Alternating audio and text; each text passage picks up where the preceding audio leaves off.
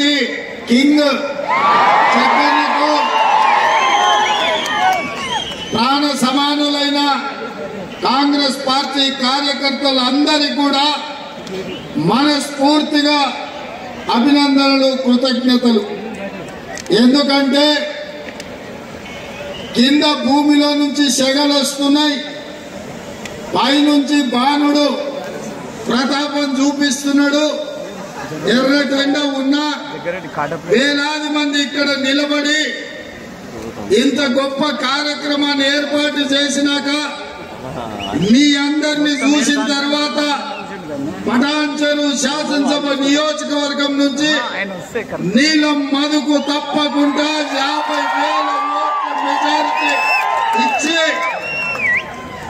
అక్కడ ఇక్కడ ఎక్కువ తక్కువైనా ఏదన్నా తుట్టైనా పటాన్చెరు నుంచి పూర్తి స్థాయిలో 50,000 మెజార్టీ ఇస్తారని నాకు సంపూర్ణమైన నమ్మకం వచ్చింది.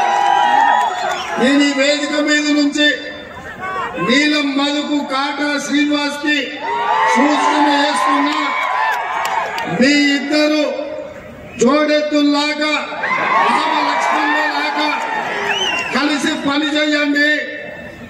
నేను మా దామన్న మీ రాజకీయ భవిష్యత్తును, మీ అవకాశాలను చక్కదిద్దే బాధ్యత మేము తీసుకుంటాం. చిన్న చిన్న అంశాలు ఏమన్నా ఉన్నా పక్కన పెట్టాలి.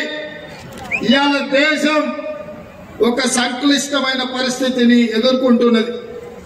17 సార్లు లోకసభ ఎన్నికలు జరిగితే రాజకీయ పార్టీలు ఆనాడు సంక్షేమమో అభివృద్ధి ఎజెండాగా, పేదరిక నిర్మూలన, పారిశ్రామిక అభివృద్ధి ఎజెండాగా ఎన్నికలు జరిగినాయి.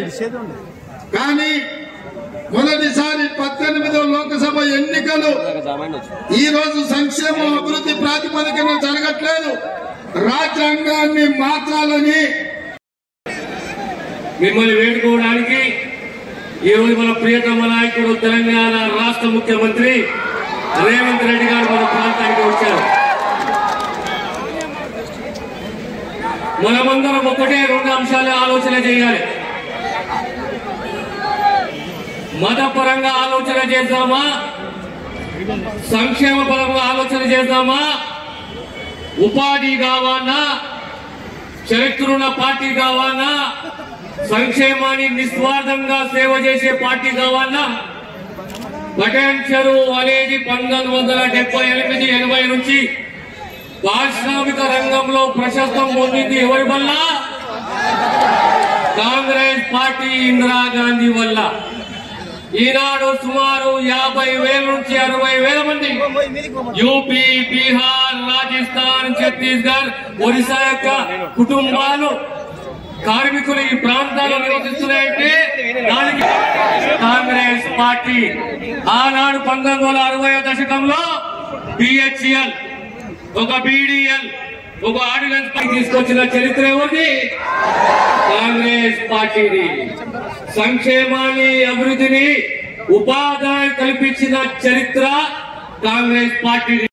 మినిస్టర్ కొండా సురేఖక్క గారికి, అదేవిధంగా మా ప్రియతమ నాయకులు దామోదర్ రాజనరసింహ గారికి, అదేవిధంగా నిర్మలా జగ్గారెడ్డి గారికి, మా మెదక్ ఎమ్మెల్యే రోహిత్ రావు గారికి, అదేవిధంగా మా అన్న ఎప్పుడు రాముడిలాగా ఉండే కాటా శ్రీనివాస్ గౌడ్ అన్న గారికి, అదేవిధంగా మా ఆర్ సత్తన్న ఎక్స్ఎమ్మెల్సీ గారికి,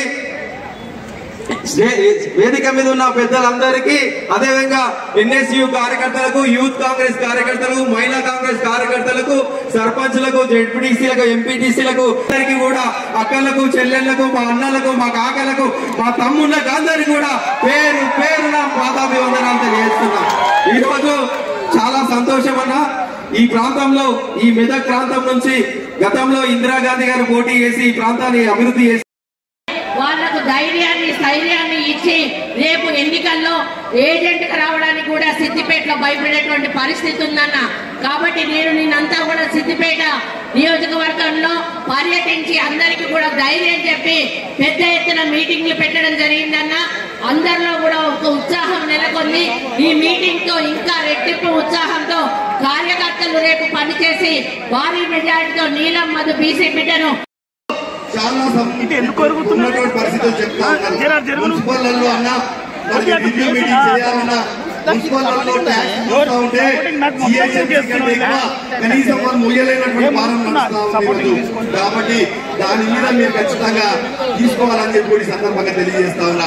ఈ ప్రాంతం అంతా కూడా దినదిన అభివృద్ధి చేస్తా ఉంది. ఈ ప్రాంతంలో మొత్తం కూడా ఉన్నటువంటి మధ్యతరగతి కుటుంబాలు, ఈ ప్రాంతంలో మొత్తం కూడా కార్మికులు మొత్తం